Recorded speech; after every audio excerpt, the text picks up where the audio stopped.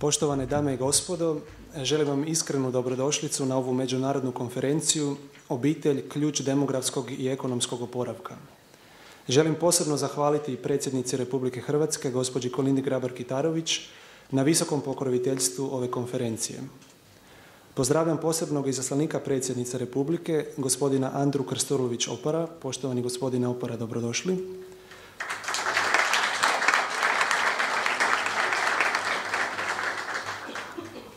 I pozdravljam posebnog izaslanika, potpredsjednika Slovačkog parlamenta, gospodina Martina Dilonga. Poštovani gospodine Dilong, dobrodošli.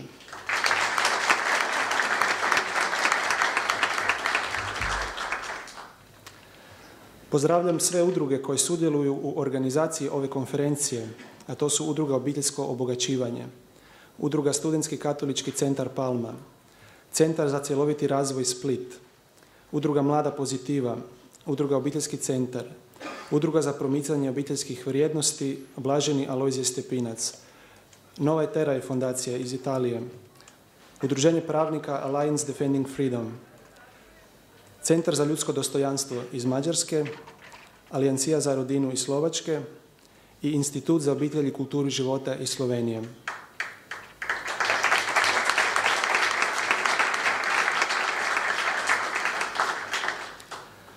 Pozdravljam sve cijenjene izlagače koji će nam se pridružiti na ovoj konferenciji i izlagati u narednih dan i pol, te sve prisutne predstavnike civilnih udruga, vjerskih zajednica, obitelji, naše volontere i podupiratelje i sve prisutne.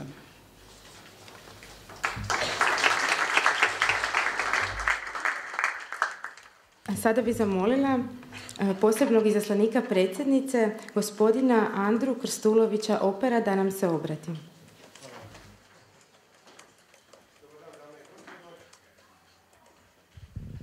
Dobar dan, dame i gospodo, uvaženi gosti, uzvanici i izlagači. Meni je osobito zadovoljstvo pozdraviti vas u svoje ime i naravno u ime predsjednice Republike Hrvatske, gospođe Kolinde Grabar-Kitarović, koja je sa osobitim zadovoljstvom prihvatila visoko pokroviteljstvo na ovom značajnom međunarodnom konferencijom. Nije niti malo čudno što je upravo pristala poduprijeti jednu ovakvu konferenciju koja će sa svojim značajem ukazati na svoj način upravo onu agendu, nazovimo je na taj način, koju predsjednica ističe od samog početka svoga djelovanja i prije same njezine predizborne kampanje, ali i njezinog djelovanja kao predsjednice Republike Hrvatske. Podsjetit ću na neke njezine naglaske koje su upravo vrijednosti koje ćemo vi danas i sutra raspravljati, koje se provlače kroz njezin politički diskurs. U inauguracijskom govoru vrlo važno i jasno je istaknula da je za demografsku obnovu Republike Hrvatske i hrvatskog naroda najvažnije vratiti se izvornim vrijednostima obitelji. Potom, u svim svojim obraćanjima, u najvažnijem obraćanju za Dan državnosti, posebno je istaknula upravo napore koji su potrebni učiniti ne samo od strane vlade i od strane institucija, nego i svih participanata u društvu, u hrvatskom društvu, upravo obratiti pozornost na temeljne vrijednosti svakog društva, pogotovo onog društva koje je temeljeno na zapadno-kršćanskim zasadama. Obitelj kao ključ za razvoj ne samo demografskog razvitka, nego osnaživanje društva, njegovo ekonomsko, društveno i moralno. Dakle, snažna potpora svemu onome što ćete što ste u dosadašnjem radu napravili, rezultatima ove konferencije koji će, ja sam siguran, biti široko dostupni zainteresiranoj javnosti, svim 11 udruga koje su napravile ovaj značajni iskorak i kao zalog za još veći angažman i onih drugih kojima je ovo dužnost raditi. Prije svega mislim na vladu koju očekujemo, na institucije koje su prečesto bile zanemarivane od strane prethodnih vlada. Vi ćete se složiti da snažna država prije svega poštuje svoje temeljne atribute, obitelj, ali i svoje institucije. Ukoliko institucije i obitelj ne rade svoj posao i ukoliko se tim institucijama, odnosno sama obitelji, ne pridaje onolika pozornost kolika bi trebala, sama država ne funkcionira onako kako bismo htjeli. Ja očekujem da i na tragu dostignuća i iskustava koje ćemo ovdje podijeliti i koje ćemo imati prigodu čuti i institucije poput Hrvatske akademije znanosti i umjetnosti pokrenu ovu temu i vrate u žarište najvažniji argument, a to je Snažno društvo, prosperitetno društvo ima jedini temelj u zdravo postavljenim temeljima, a temelj je obitelj. Sa ovim završavam. Želim vam uspješni rad. Veselim se velikom broju mlađih participanata ovdje. Veseli me to i na kraju, osim svojih osobnih čestitke, šaljem i čestitke same predsjednice Republike, o kojoj ću vrlo rado izvijestiti o svim dostignućima koje će ova konferencija i vaši daljnji koraci i napor donijeti. Hvala vam lijepa i zdravi i veseli bili.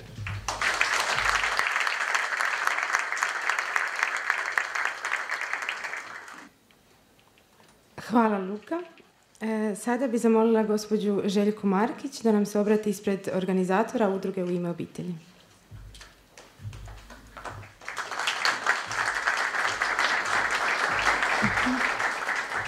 Evo, još jednom dobar dan svima i hvala vam da ste odvojili svoje vrijeme danas i sutra da budemo zajedno, da učimo zajedno o obitelji, da doznamo što nam o obitelji kažu znanstvenici i stručnjaci, da bolje razumijemo zašto mi u srcu osjećamo koliko je obitelj važna.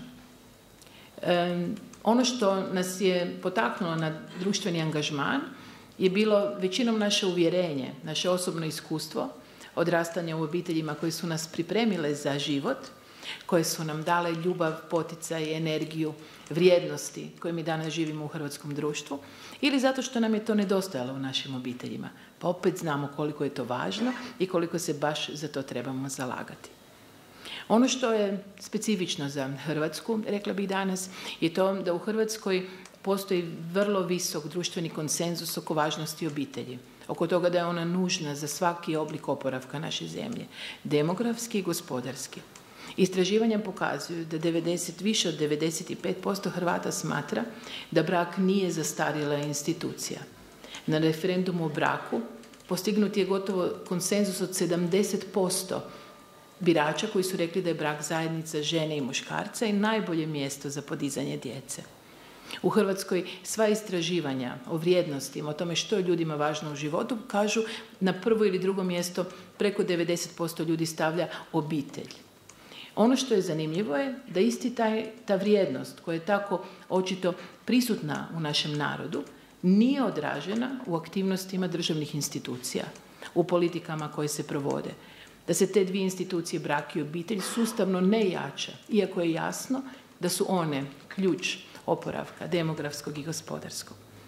Mi smo se okupili u ovih dan i pol zato da bismo se utvrdili u svom uvjerenju koliko je obitelj važna, da bismo znali još više argumenata u našem javnom djelovanju, da bismo se povezali još bolje i da bismo onda znali u idućih godinu dana do sljedeće konferencije obaviti još bolji posao u zaštiti braka i obitelji.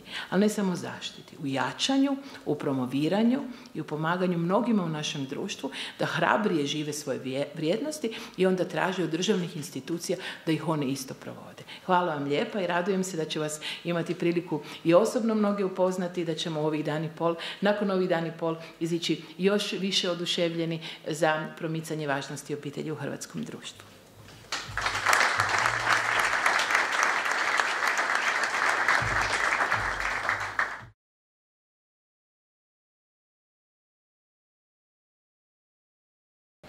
Yes, in 2010, our government had the governmental position, and since then we have been working in favor of the families. So we said in 2010, and that was always the message of our party, that we would like to promote families, we would like to strengthen families, because we believe that families are the base of our nation, of our society. So we have now a new fundamental law, and in our fundamental law it is also written down. It is in the fundamental law that we are in favor of families, we are promoting families and marriage also. So this is the base. We consider the families being the most valuable cornerstone of building a strong nation, that without strengthening families, without strong families, you cannot have a strong nation. And if you just think about it, of your personal life or anybody, what is of real importance, it is for most of us our family relationships. So our family, that means that not only the relationship with the children, but also with the parents, with our brothers and sisters. And as Hungarian people, and Hungary is traditionally a family-oriented country, and Hungarians are family-oriented people who consider family relationships very important. We believe that being in a governmental position, it is also our challenge, or our goal, or even our duty to even make these families stronger. And we think that if somebody bears a child, then we should give subsidies. We should be sure that somebody who is having children, which is very valuable not only for the person but for the whole of our society, then these people don't have to have, or shouldn't have, many more burdens than those without children. So we introduced this family-oriented policies, a family-oriented governance in 2010, and we have working in this manner for 5 years now. And the basic idea is that we would like to give working possibilities for everybody who is ready to work. That is very important, because without a workplace, without a working possibility, you cannot earn money, and you cannot help your family. You won't have the financial means for raising children. So the main idea is to reach full employment, to really give a working place and working options, working possibilities for everybody. And then comes this family tax allowance system, which we introduced, which basically means that the money you earn, you can keep it for your family, and you can afford it for your children. So you can raise your children from the money you earned. That means that we have a very strong family tax allowance system. That means that basically in the past 5 years, there are over 740,000 million euros left in the pockets of the families, which they don't have to pay as taxes, but they can keep it with the family and spend it for the children, for raising children. We introduced many measures by which we just lower these burdens, these financial burdens which the families have.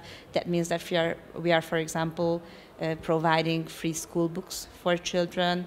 We are providing free meal, 3 times free meal for the 90% of children below the year of 6, and also for those living in more difficult social situation or circumstances. Or we also introduced a loan system. We have introduced many measures with which we are financially also supporting families. And what are the results? We see that the number of not only the number of births, but we call it the fertility rate, which means how many children are born in average in a Hungarian family. So this number, this fertility rate, has now raised to 1.41, which means that in average 1.41 child is born in a family. That is still not enough for maintaining the Hungarian population. And still there are many children for which the parents or which the parents wish, but who are at the end not born because maybe the parents see that they still cannot afford bearing children. So we are still having homework, or we are keeping up this job, and we are going forward. So what we are doing now, we are from the next year, we are also increasing the family tax allowance system, or even widening it. We have introduced a system where we make it possible for mothers bearing children that they can work and raise children at the same time. So this work-life balance we are also trying to promote. We have lots of new childcare facilities we have also introduced. So we are really trying to help parents, mothers and fathers, that they can be at the same time parents and earn the money which they need to raise the family or the children. From your perspective, why is it important that the state supports marriage, childbearing, and the parenting? On one hand, it is important because we are living a demographic winter in Hungary and in the whole of Europe. That means that in the case of Hungary, for example, in the last 34 years, over 800,000 there's over 800,000 less people than we used to have. That means that in a country of 10 million people, we have lost over 800,000. That is quite a number. And we still see that there are not as many children being born as many we would need for maintaining our current population. And we see that the number of, let's say, wish children, so the number of children young people plan to have, it is still higher than they do have at the end.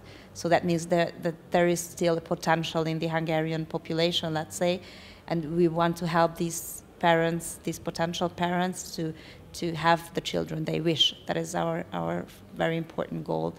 And why to strengthen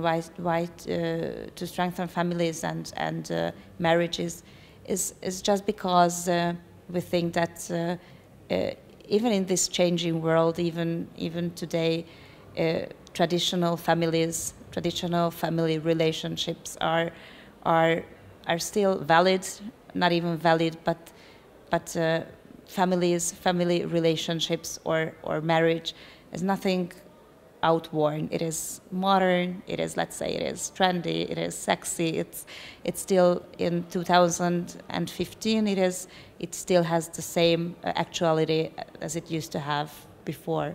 So sometimes we have to underline those traditional values which we consider. I mean, most of people consider so evident, but sometimes evidence you also have to speak out for. First of all, we do have a definition for the family in our basic law, in our fundamental law.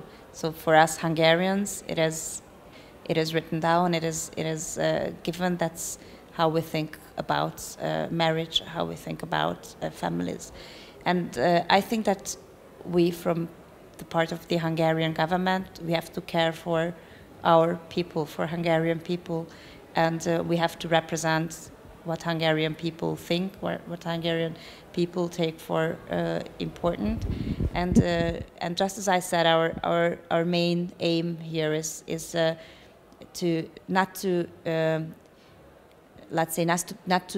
discriminate even financially or in any form those who are having children, those who are having big families, who are having many children. This is a value. This is not only a value for themselves, but it is also a value for our society. So we really have to appreciate these achievements, or we have to appreciate those who are having children, who are having the children who, for example, will make it possible that the elderly have pensions, so that the pension system can stay as it is now, or as strong as it is now, and so on. I could state many economical or financial reasons also, and we are in Europe. We are also of Christian roots, so that I think that Christian values are also important. and from the part of the Hungarian government, I take these for the most important. And just coming back to your question, I know what you're talking about. All these how is said, this redefinition, or all these measures, or all these discussions going on. But I think that we don't have to react to these. We have to give a positive example. We have to underline the positive values and just say that family is a value, and it has been a value. It has always been a value, and it is still a value. That's what we think about this. Thank you very much for this conversation.